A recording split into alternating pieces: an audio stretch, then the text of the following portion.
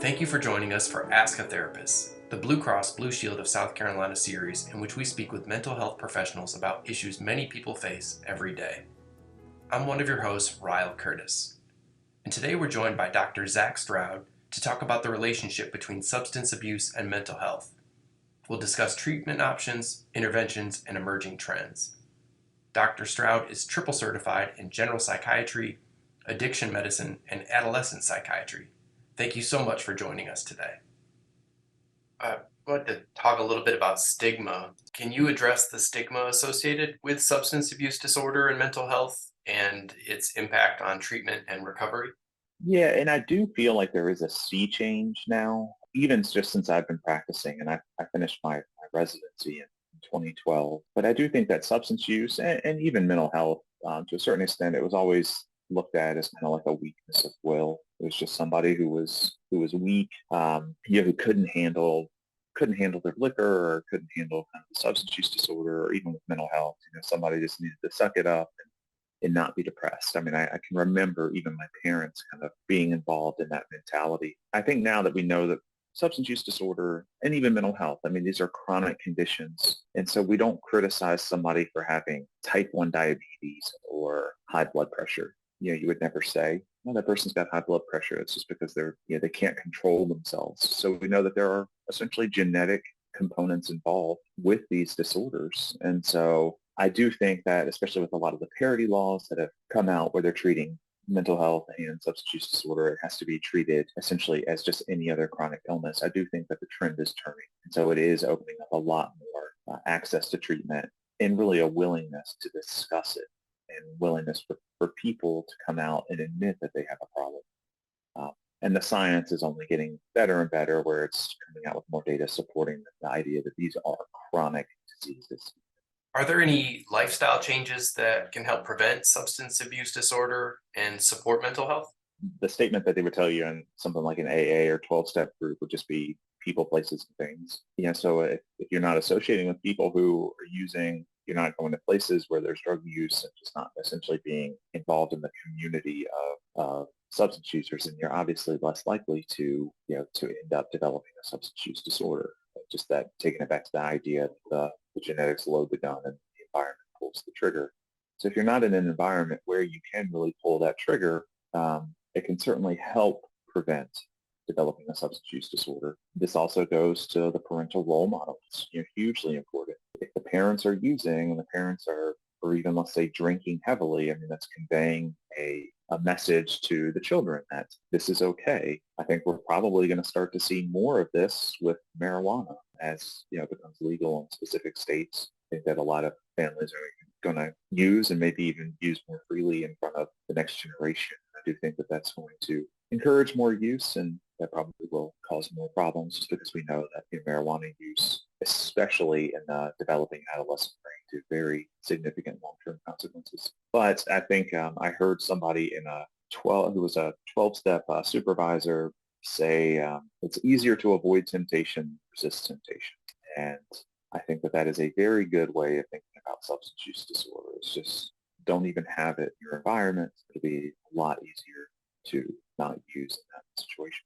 Or I want to go back to that piece about peer support. How do family members and friends play a role in supporting someone struggling with substance abuse and mental health challenges? What does that look like in terms of them playing a supportive role and intervening and helping? Yeah, there are definitely, I mean, a lot of ways. So, the peer support theoretically is defined as, or at least the way that I use the term is, attending things that are in the community. So a 12-step group, AA, you're establishing a sponsor, but there are also support groups for family members like Al-Anon. And so, the family member is often the first line of treatment to help somebody with a substance use disorder. And so I do think that there's certain things in addition to getting involved in those peer supports like Al-Anon, but maybe also being open to participate in family therapy. I think it's very important to have things like an open communication, with the member. You want to avoid any sort of enabling behaviors.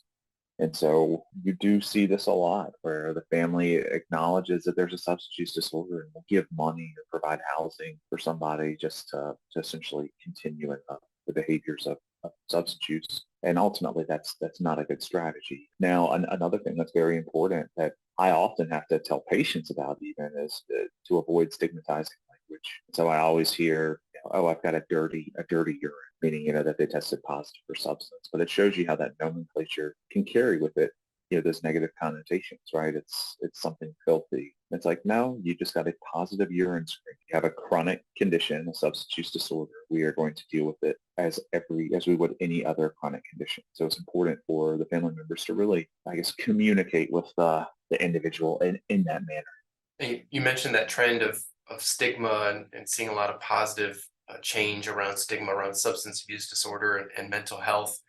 Are there any other emerging trends or advancements around the relationship between substance abuse disorder and mental health that people should be aware of?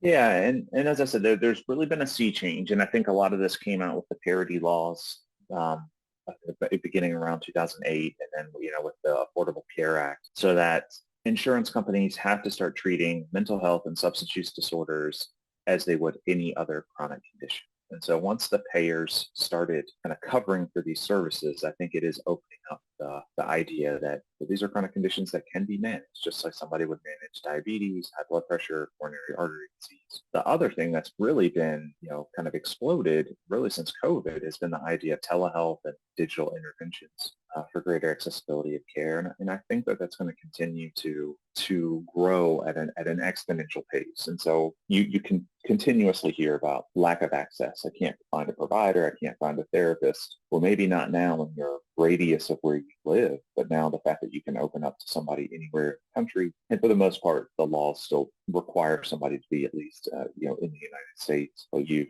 opened up greater accessibility to care. Like we discussed before, I think the medication-assisted treatment, which is continuing to evolve, the medications are getting better. They're becoming more long-acting. So that is, I think, something that is a great advancement. And then, we're starting to see more integrated care models. I think where we call it a comorbid condition, substance use disorder and mental health. They're both being addressed, at the same time currently. I think with any kind of chronic condition at this point, just the rapid pace of scientific advancement, I think within the next 10 years, we may see things even like vaccines that are given to essentially help somebody so they would develop a substance use disorder. So I think I'm very hopeful in the future, I guess.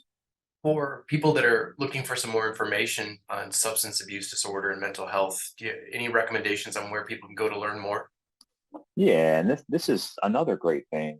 It's just that the access to the information that is out there. So I would certainly recommend NIDA, National Institute of Drug Abuse. So it's drugabuse.gov, the CDC, NAMI, the National Alliance of Mental Illness Support Groups, Al-Anon. And then I would even say, just kind of, I know that most providers would scoff at this in a sense, about patients using things like Google or even now ChatGPT. What I would say that they can at least provide information where there wasn't any before. I do think that that information does need to be verified by a provider just because a lot of times the internet is not correct. I think we've heard of, ChatGPT that I think the term for it is hallucination. Sometimes that it'll just spout off incorrect information. So if you have access to a keyboard, you can certainly find a lot of information that let's say 20 years ago was not available. So nobody is alone, I don't think, in dealing with substance use disorders and mental health. I want to thank Dr. Stroud for joining us today. We hope this discussion can help you or someone you know. Blue Cross Blue Shield of South Carolina members can call the phone number located on the back of their insurance card for mental health resources. We hope you'll join us again for our next Ask a Therapist discussion.